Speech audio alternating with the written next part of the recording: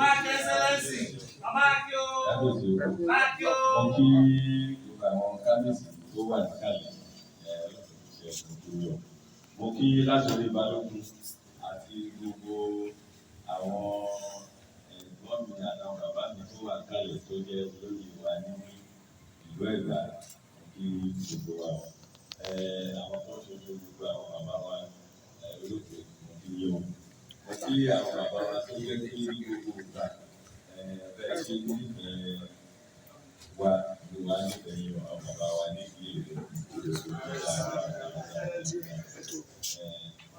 mo kí bàbá wa fún tọ́ọ̀tẹ̀ pé mo mọ̀ pé tá a bá ti dá àwọn wà láàbò lórí bàbá wa lórí kábíyèsí ẹ̀yin náà lẹ bí wa kò dẹ̀ sí ẹsẹ̀ tá a máa gbé àbọ̀wọ́ tá a fẹ́ gbé a gbọ́dọ̀ fi tó ẹ̀yìn bàbá wa ní létí. A mọ̀ pé tẹ́yìn bàbá wa bá ti gbọ́ gbogbo ìlú náà ló ti gbọ́ yẹn o. Wọ́n á ní kábíyèsí òṣòṣèlú yẹn òótọ́ ni àmọ́ ṣá kábíyèsí àwọn ni bàbá gbogbo àwa olóṣèlú. Ẹ dẹ̀ mọ̀ pé tí àwọn olóṣèlú òun ló jẹ́ pé it is penalty ó ti ní ìgbàká lè ṣe àmọ́ ṣá tó lọ́wọ́ bá ti gbé àwọn bàbá wa sí orí ìtẹ́ ní àwọn bàbá wa títí láéláé ni ó lè gbàgbọ́ lọ́wọ́ bá sọ wípé àsìkò tó ẹ̀yìn náà ti rí pé ọba ló ń ba lórí ohun gbogbo. A ti mọ òun ṣe torí mi ìdí jẹ́ kí ọ̀rọ̀ mi púpọ̀ rárá. Ibi náà lè fi wá sí ibi náà ládàgbà sí lágbára Olúwa ibi náà la máa wà títí tó wá máa fi sọ wípé àsìkò tó ohun tó gbé wa débi lẹ́yìn nípa ìdàgbàsókè gbogbo ìpínlẹ̀ Ọ̀ṣun gbogbo débi lẹ́yìn láti gbogbo àwọn ká àjọ wá.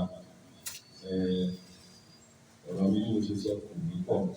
Ṣé láwọn tó tẹ̀lé mi débi bẹ́ẹ̀ tí mo lè rí dáadáa o rí pé àwọn tá a mú wá bí wọ́n ti wọ oṣù ẹgbẹ́ wọn ẹgbẹ́ ADC ẹgbẹ́ wọn.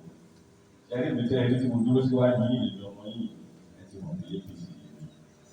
Àmọ́ ṣá ní bàbá wa náà torí mi ò tó àwọn òwe pa ní ojú mi.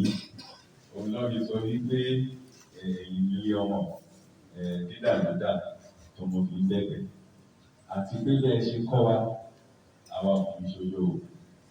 Tá a bá tẹ̀lé rí nǹkan tí ò dáa pé eléyìí kò tọ̀nà àti ká sọ nítorí gbẹ̀yìn náà ìfúnná ló wà lórí gbígbẹ́ bó ṣe lè ga tó ọdún máa tẹ̀lé ènìyàn.